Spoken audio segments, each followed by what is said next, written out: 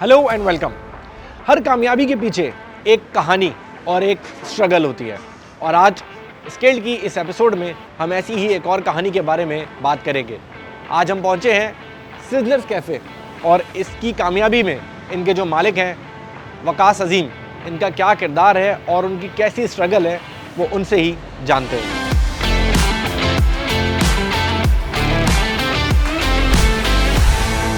सबसे पहले वेलकम वकास। वकास, अपने जर्नी के बारे में बताएं, किस तरह आइडिया आया दिमाग में कि कोई बिज़नेस की तरफ आना चाहिए और फिर उस बिज़नेस को जनरेट करने के लिए कुछ अमाउंट भी चाहिए होता है, तो वो सफ़र कैसे इस तरफ आए, क्या सोचा और क्या पूरा प्लान था आपका इस तरफ आने के लिए?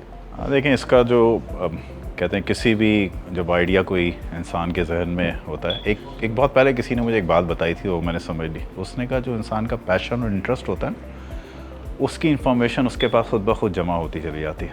तो मैं अब अपने आप को पीछे से देखता हूँ कि मेरा जो खुसूसन जो मेरी वो है, मेरा लड़कपन है, नौजवानी है, वो बाहर है मिडिल ईस्ट में।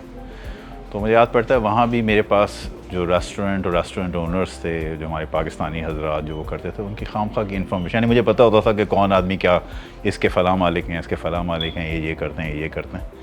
तो वो शुरू से एक पैशन था कि यार कोई रेस्टोरेंट के हवाले से कोई काम करना चाहिए।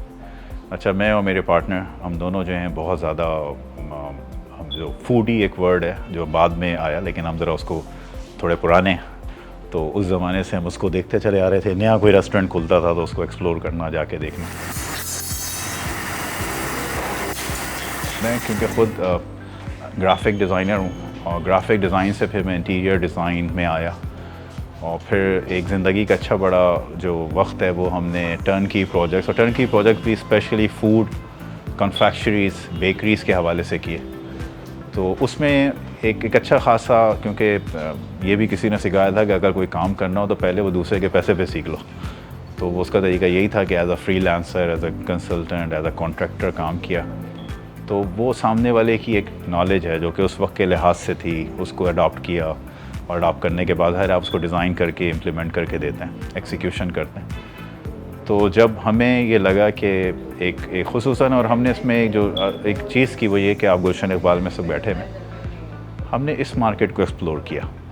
तो ये जो फूड स्ट्रीट इस वक्त यहाँ ये पूरी बनी हुई है गुलशन इकबाल की, मस्कन से डिस्को बेकरी, उसमें एक आप कहेंगे तो सबसे पहला जो रोल मॉडल था वो सिज़लर्स ही था यहाँ पे। हमने सिज़लर्स खोलने के पहले ही साल में, यानी छठे महीने में ही, हम अपनी दूसरा आउटलेट जो हमारा सिंधी मुस्लिम था, हमने वो लॉन्च कर दिया। और उसके भी कोई छठे महीने में, यानी 6 मंथ पे, हमने एक अपना ब्रांड था चाइनीज़ का, चॉप्स है, वो लॉन्च किया। इनिशियल मुझे याद पड़ता है कि जब हमने सिज़लर्स गुलशन बनाया था 2014 में, तो ऑल अक्रॉस कोई, हमें उस वक्त जो पेमेंट हमने इन्वेस्टमेंट जो सोची थी वो कोई 10 से 12 मिलियन की सोची थी, और इन्वेस्टमेंट जो हमारी लगी थी वो कोई तकरीबन 14 से 15 मिलियन पे चली गई थी। वक्त आपकी ज़ाहिर एक जर्नी है, एक पूरा आपने ब्रांड बना लिया है। अब इस ब्रांड को पाकिस्तान में आप लेके आए और एक कॉन्टिनेंटल फूड ऐसा जो कि उस वक्त शायद इतना कॉमन नहीं था, अब लोगों को पता चल गया है। अब इसमें कंपेटिटर्स आ रहे हैं, पूरे मुल्क भर में आउटलेट्स खुल रहे हैं। उन आउटलेट्स से किस तरह से जो है वो कम्पीट कर रहे हैं, किस तरह से अपने आप को डिफ्रेंशिएट कर रहे हैं और अपनी जो ब्रांड की पहचान है उसको किस तरह मेंटेन कर रहे हैं? अल्हम्दुलिल्लाह, स्टेक की अगर हम मार्केट को देखें ना, तो बीफ स्टेक जिस क्वांटिटी का और क्वालिटी का हम दे रहे हैं, क्वांटिटी भी मैटर है इसमें, कि 230 से 240 ग्राम का स्टेक का पीस, और वो इस लिहाज से हम अपने फूड को उसी तरह रखते हैं कि जो मैं खाऊं तो मैं सेटिस्फाई हो जाऊं। तो अगर मैं सेटिस्फाई हूं तो मेरा ख्याल है दूसरा भी कोई जो खाएगा उसकी डाइट मुझसे कम ही होगी, ज़्यादा होना मुश्किल है। तो वो उसके लिए जो कीमत पे, जिस हम इकॉनमी ऑफ स्केल पे उसको लेके आगे दे रहे हैं, पास आउट कर रहे हैं लोगों को, इस पे मुझे अभी कंपटीशन बहुत दूर नज़र आता है। जो कुछ लोग जिन्होंने ये कहा कि भाई वो हमसे सस्ते हैं भी, जब उनको चेक किया गया तो वो गोश्त की क्वालिटी वो नहीं है, और अगर क्वालिटी वो है तो क्वांटिटी तो सवाल ही पैदा नहीं होता कि वो कर सके। क्योंकि हम अल्हम्दुलिल्लाह इतनी बड़ी तादाद में कस्टमर को ये दे रहे हैं कराची में, कि जो हमारे सप्लायर्स हैं, हमारे साथ 3 सप्लायर्स मुसलसल लगे हुए हैं, क्योंकि जो इसका स्पेशलाइज्ड जो गोश्त है अंडर कट या टेंडर लाइन जो कहलाता है, वो आप समझें एक सेहतमंद जानवर में से 2 रॉडें निकलती हैं, जिनमें से उनका वज़न जो है एक रॉड का वो कोई 1.25 से 1.5 किलो है। तो अगर 250 ग्राम एक स्टेक निकलना है तो कितने स्टेक निकलेंगे? तो अगर आपको रोज़ के आउटलेट पे 90 पीस 100 पीस चाहिए और वीकेंड पे आपको 150 पौने 200 पीस चाहिए एक दिन में, तो ये कोई हर सप्लायर तो ये कर नहीं सकेगा। तो उसमें फिर क्या होता है, क्योंकि अब ये चीज़ महंगी होती चली जा रही है, तो उसमें ये मामला होता है कि फिर लोग इसमें जो सप्लायर उनके एंड से भी और जो रेस्टोरेंट्स हैं उनके एंड से भी इसमें थोड़ी सी क्वालिटी के साथ खेल शुरू हो जाता है, कॉम्प्रोमाइज़ शुरू हो जाता है, जिसकी वजह से वो कस्टमर को नहीं संभाल पाते। जब अगर चैलेंजेस का इस वक्त किन चैलेंजेस का ज़्यादा सामना है, क्योंकि ज़ाहिर है एक तरफ इलेक्ट्रिसिटी प्राइजेस हैं, एक तरफ गैस प्राइजेस हैं, यूटिलिटी बिल्स बहुत ज़्यादा होते जा रहे हैं, इन्फ्लेशन है, कॉस्ट ऑफ डूइंग बिज़नेस बढ़ रही है, तो ऐसे में बिज़नेस को चलाना, मेंटेन करना, अपने ब्रांड को किस तरह से कर रहे हैं और क्या चैलेंजेस हैं इस सब पे? कोरोना से पहले का एक जो डेटा है जिसको कराची चैम्बर ऑफ कॉमर्स ने कैलकुलेट किया था, उनका ये कहना था कि भाई इस सेक्टर में, रेस्टोरेंट के सेक्टर में कुछ 26% ग्रोथ थी। अगर आपको ये वीडियो पसंद आ रही है तो अभी सब्सक्राइब करें, जो कि बहुत ही ज़्यादा ग्रोथ थी। और मैंने सेक्टर स्किल काउंसिल्स GIZ ने यूरोपियन यूनियन की मदद से बनाई थी, तो उसमें 4 सेक्टर्स थे, उनमें से एक हॉस्पिटैलिटी एंड टूरिज़म था। मैं उसका कन्वीनर भी रहा हूँ 2 साल, तो वो भी डेटा हमारे पास था। तो आप समझें पाकिस्तान की लार्जेस्ट ये जो एम्प्लॉयमेंट बेस है ना, परमानेंट एम्प्लॉयमेंट, वो रेस्टोरेंट के काम से जुड़ी हुई है, हॉस्पिटैलिटी के काम से जुड़ी हुई है। कंस्ट्रक्शन नंबर 1 है, लेकिन कंस्ट्रक्शन आपको भी पता है दिहाड़ी का मजदूर ज़्यादा है, मुस्तकिल आमदनी का नहीं है। ये जो है मुस्तकिल आमदनी का। अब जैसे हम यहाँ सिजलर्स में बैठे हैं, मुझे याद पड़ता है जब हमने इसको शुरू किया था उस वक्त हमारी यूटिलिटी कॉस्ट जो थी ना, वो कोई 4.5% थी। इस वक्त कोई 16-16.5% पे आ गई। बिजली का बिल जो 2.5 लाख रुपए का था वो कोई 9 लाख क्रॉस करके बैठा हुआ है। गैस जो कि हम लाख रुपए के अंदर बर्न करते थे, वो कोई इस वक्त 6 लाख 6.5 लाख पे पहुंची हुई। तो ये दोनों चीज़ें बड़ी किलर हैं। यूटिलिटी कॉस्ट ऊपर है, आप इससे नहीं लड़ सकते। फूड कॉस्ट तो अब जाहिर है अपने मेन्यू की, हमारा मेन्यू महंगा हुआ पहले से। पहले जो चीज़ अगर मैं कहूँ 600 रुपये की थी, तो वो इस वक्त 900 रुपये की हो गई है। लेकिन जाहिर है कि आप वही फ़र्क डाल सकते हैं कि आपने ख़रीदारी का फ़र्क उसमें डाल दिया, लेकिन अब इसी में से आपने यूटिलिटीज़ को निकालना है, आपकी सैलरीज़ बढ़ गई हैं, आपका रेंट बढ़ गया, आपका ओवरऑल एक्सपेंडिचर बढ़ गया, तो ये थोड़ा सा चैलेंजिंग हो चुका है। अच्छा मगर बड़ा दौर बदलता जा रहा है, ऑनलाइन फूड डिलीवरी का दौर है, लोग घर बैठे अपना खाना आसानी से मंगवा लेते हैं, तो ऐसे में रेस्टोरेंट्स का क्या फ्यूचर है और क्या लगता है कि रेस्टोरेंट्स ज़्यादा देर तक जो है वो सर्वाइव कर सकेंगे या फिर ये ऑनलाइन बिजनेसेस इनको हिट करेंगे? देखें, ये जो आपने कहा आसानी का ज़माना है, आपकी माशाल्लाह शादी हो गई? बिल्कुल ठीक है। तो हर शादीशुदा आदमी से ज़रा ये सवाल अगर वो अपने घर में हेड ऑफिस से पूछेगा कि भाई बड़ी आसानी का ज़माना है, मैं खाना मंगा देता हूँ तो घर में ही खा लेंगे, बड़ा अच्छा रहेगा, तो क्या जवाब आएगा आपके ख्याल में? क्योंकि उसके लिए तो आसानी नहीं होगी ना।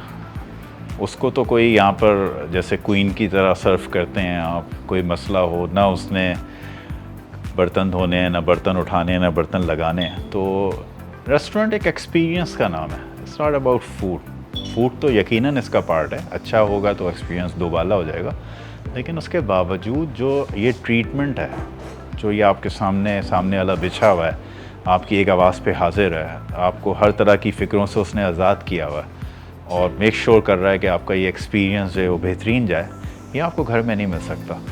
तो क्विक सर्विस रेस्टोरेंट्स जो होते हैं, फास्ट फूड है, उसमें तो यकीनन कोई ऐसी चीज़ नहीं होती, वो वहाँ भी आपके साथ ऐसी सलूक करते हैं, पैसे पहले दो, खाना खुद लेकर आओ, फिर अपना डस्टबिन में डालो, तो वो कोई इतना सर्विस का इतना, तो वो आप कहते हैं तो मैं घर में भी कर सकता हूँ, और ऑलरेडी पैक सामान आता है, उसी में आप खाते हैं और उठा के आप उसको डिस्कार्ड कर देते हैं। लेकिन हम जैसे किसी फैंसी रेस्टोरेंट का कि जो खाना अगर आप घर मंगवाएंगे तो आपका दिल कभी भी इस तरफ नहीं माइल होगा, और बल्कि आप कहेंगे कि नहीं यार मैं इसके लिए जाऊँ। मैंने आपसे जिक्र किया कि पाकिस्तान में कराची के हालात को देखते हुए अगर कोई इंटरटेनमेंट रह गई है तो वो फूड ही तो है। एक्सपेंशंस के हवाले से क्या प्लान है? पाकिस्तान में ही महदूद रहना है, पाकिस्तान से बाहर जाना है, या पाकिस्तान में जो अभी आपने कोविड से पहले की जो सूरत हाल थी, जिस तरह आपने बड़ी तेज़ी से ग्रो किया, तो अब कोविड के बाद जब ज़ाहिर है सूरत हाल चेंज हुई है, दोबारा से लोग आ चुके हैं, फुटफॉल भी हो गया, एक्सपेंशन करने के क्या प्लान्स हैं? देखें, इसमें अभी रिसेंटली हमने सिजलर्स डिफेंस में खोला और वो मेरा ख्याल है ड्यू तो आज से कुछ 6 साल पहले था, लेकिन अनफॉर्चुनेटली अब जाके वो खोला और अब वो वहाँ पे एक अच्छे तरीके से ग्रो हो रहा। आल से इट विल टेक कोई गुड 6 मंथ के वो अपनी एक अच्छी इस पे आ जाएगा। तो ये भी समझने की ज़रूरत होती है बिज़नेस में कि एक अच्छा business ROI return on investment जो है वो कोई अगर 2.5 साल में दे रहा है तो सब गुड बिज़नेस। यकीनन हमारा भी जो इस वक्त जो एक्सपेंशन का प्लान है वो ये कि हम स्लो और ग्रेजुअली लेके जा रहे हैं। प्लस हमने और भी दूसरे जो फूड के वो हैं स्टाइल्स हैं उनके ऊपर हम जा रहे हैं। रिसेंटली हम फिटनेस को, क्योंकि हम खुद एक बड़ा उसको करते हुए माशाल्लाह आज इतने साल हो गए फिटनेस के साथ, तो उस तरफ हमने एक्सपेंड किया है। और उसी के साथ फिर हमने एक फ़ूड का एक सिलसिला है चाइना द स्काई के नाम से, वो माशाल्लाह एक अच्छा सिलसिला जो कि जा रहा है। और उसको भी ऐसे रखा है कि कराची के मौसम को इस्तेमाल करते हुए रूफ टॉप सेटअप है ताकि बिजली की कंजम्पशन नीचे आ जाए। और ज़ाहिर है क्योंकि उसका बेनिफिट जो है वो आप कस्टमर को देते हैं, कस्टमर की जेब पे वो आसान रहता है, वो वहाँ आता है और खुला डुला होके जो है वो उसको काम करता है। अच्छा, एक ये बताइएगा कि नए लोग जो इस कारोबार की तरफ आना चाहते हैं, फूड चेन्स का बिज़नेस है ज़ाहिर है, और आपने ख़ुद भी अभी तो बताया था कि पाकिस्तान में एक ऐसा टाइम भी था कि लोग 26% लोग अपना काम जो है वो इन्वेस्टमेंट जो है वो फूड आउटलेट्स की तरफ लेके आते थे। तो नए एंटरप्रेन्योर्स के लिए क्या मशवरा है, क्या एडवाइस है? कारोबार में आना चाहिए, कारोबार करने जैसा है?